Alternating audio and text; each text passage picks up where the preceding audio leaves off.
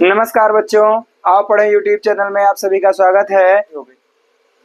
अब परिभाषा देखते हैं। परिभाषा आप पहले भी देखे होंगे, समझे होंगे, अब अच्छे से समझ लेंगे। क्या कह रहा है? जहां पर परवर्ण, परवर्ण मतलब ये परवर्ण जो पहले शब्द आ रहा है उसका अंतिम वर्ण ये क्या हो, रस या दीर्घ आ हो, मतलब वही आत हो जो गुण में था, यहाँ पर वही चल रहा है। उसके बाद क्या कह रहा है? इसके पश्चात पूर्व वर्ण क्या हो, एच हो। कैसे? देखिए कह रहा है ना, वृद्धि, वृद्धि रेच, वृद्धि एच, एच यहाँ पर कह दिया गया है तो एच प्रत्याहार यहाँ पर ले लिया गया। इसको नहीं बदलना था तो उसकी बात नहीं करी गई। तो हमने एच में क्या क्या लिया, ए ओ आई ओ, और इसके बाद क्या किया, कह रहे हैं यहाँ पर आए तो वहां पर वृद्धि संधि होती है। मतलब ये सिर्फ अभी पहचान बता रहा है।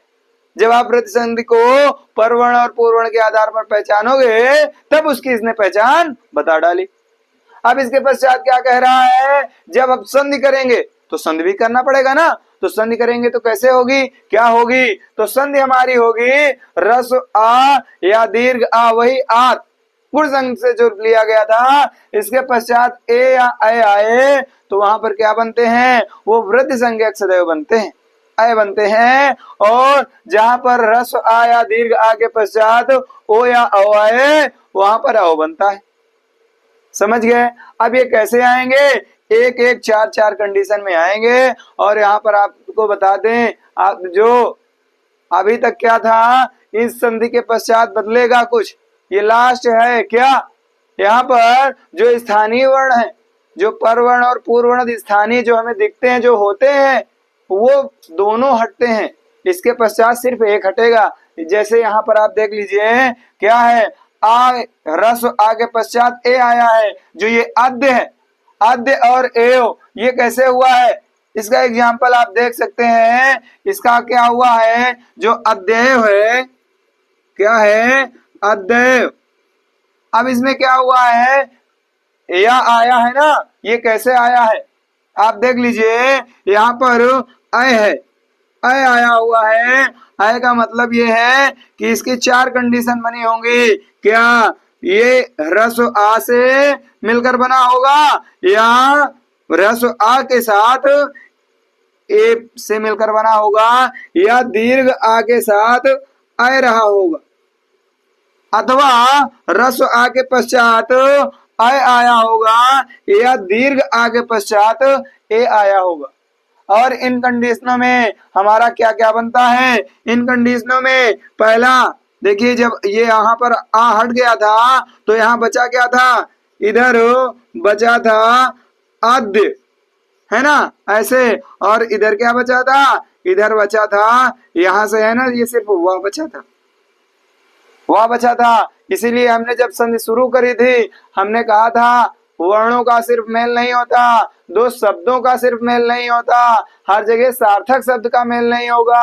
अब बताइए, है ना, इसलिए आगे और मिलेंगे, उपसर्ग मिलेंगे, है ना, तो उसको देखेंगे। देखो अब यहाँ से अय हटा है, अब इसको जब काट के दोनों तरफ बांटेंगे तो क्या होगा, जब रस आ इधर आएगा तो ये क्या हो जाएगा, ये हो गया आद्य, है ना, और ये वा से पहले ए लग जाएगा रस, तो ये हो जाएगा ए।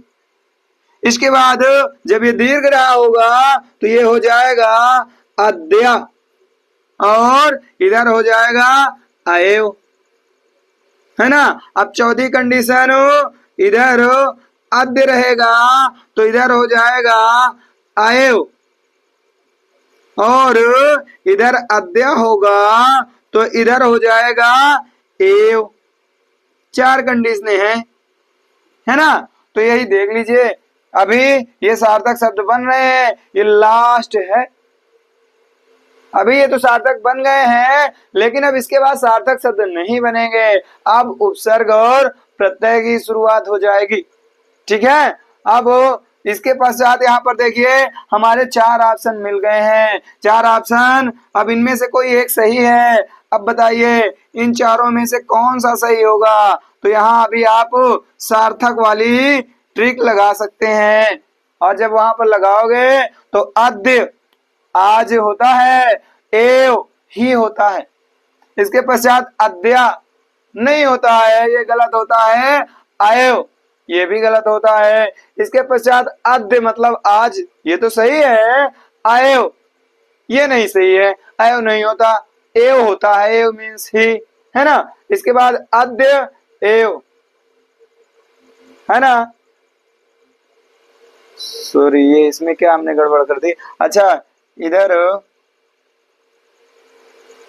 चलिए आप देख लेते हैं, जो इधर ह्रस्व आ था और इधर ह्रस्व ए था, इधर दीर्घ था, इधर दीर्घ था, इधर ह्रस्व था और ह्रस्व के बाद दीर्घ था, इधर। हाँ ये गड़बड़ हो रहा है, वही तो हमने कहा, ये क्या गड़बड़ कर दिया। इधर दीर्घ होना चाहिए, दीर्घ के बाद ए होना चाहिए, 2 बार कंडीशन सही हो रही थी ना। हाँ तो ये देखिए यहाँ पर अद्या और एव, अद्य भी ये ग्रुप गलत है ना। ये तो ये वाला तो सही है लेकिन ये गलत है, इसलिए ये पूरा का पूरा ऑप्शन गलत हो जाता है। यहाँ पर अद्य सही है लेकिन अयव नहीं सही, अद्य तो सही है लेकिन अयव गलत है और इसीलिए ये पूरे का पूरा आपका गलत हो जाता है। यहाँ पर अद्या ही गलत है ना, और अयव भी गलत है, तो ये तो दोनों ही गलत हैं, तो इनमें तो कोई सवाल ही नहीं उठता। बचता है ये पहले वाला अद्य और एव, इसीलिए यहाँ पर अद्य और एव सही है। इसी प्रकार से बच्चों महाधन ऐश्वर्य का है। इधर यहाँ पर देखिए महेश्वर आया था, आय था, आय की 4 कंडीशन हुई। अब जब हमने एक तरफ जोड़ा तो इधर माँ हुआ, इधर ऐश्वर्य था, तो ऐश्वर्य तो सही था, माँ गलत था, है ना। और इसके पश्चात जब इधर ऐश्वर्य किया गया वो भी गलत था, तो सही क्या था, जब इधर दीर्घ आया और इधर भी दीर्घ आया, महा और ऐश्वर्य, तभी ये ऑप्शन सही हुआ। इसी प्रकार देव ऐश्वर्यम में भी है, कैसे, ये देव है, ये ऐश्वर्यम है ना। अब ये दीर्घ हो जाएगा तो ये देवा हो जाएगा, और यदि इसको अलग करते हैं तो ऐश्वर्यम हो सकता है, ऐश्वर्यम भी गलत है ना। और चलो देख लेते हैं, एक और देखते हैं। हालांकि बच्चे कहते हैं वीडियो से लंबी हो जाती है, इसलिए हम ज्यादा नहीं करने की कोशिश कर रहे थे, लेकिन हमें खुद नहीं चैन मिलता। देखिए क्या होता है, ये तथायो देखा हमने, तथायो में क्या हुआ, यहाँ पर आय है, अब इधर ये टूटेगा तो क्या होगा, ये हो जाएगा तत् और इधर वाह, क्योंकि अय हटा है। अब इसको दोनों तरफ बांटेंगे तो क्या होगा, तो ये पहला हो जाएगा तथ, है ना, और इधर दूसरा हो जाएगा एव, फिर क्या हो जाएगा, इधर हो जाएगा तथा और इधर अयव। इसके पश्चात क्या होगा, इसके पश्चात हो जाएगा तथ तथा एव, नहीं ये इसके साथ आएगा ना। अब इसके बाद ये तथा के बाद एव। अब आप इसमें देख लीजिए कौन सा सही है, आप खुद डिसाइड करिए, है कि नहीं। अब इसके बाद जैसे जलौघा है, तो जलौघा में ये क्या है, जलौघा में जब हमने आ अलग किया तो इधर बचा जल और इधर बचा घा, है ना। अब इसको जब दोनों तरफ बांटेंगे तो पहली कंडीशन क्या आई, जल, और दूसरी क्या आएगी, ये ओ में बदलेगा ना, तो ओ में बदलेगा तो ये हो जाएगा ओघा। अब दूसरी कंडीशन क्या है, जला अवघा। अब इसके बाद या तो जल अवघा कर लो या जला ओघा कर लो। अब आप डिसाइड करिए कि जल और ओघ सही है कि क्या सही है कि नहीं।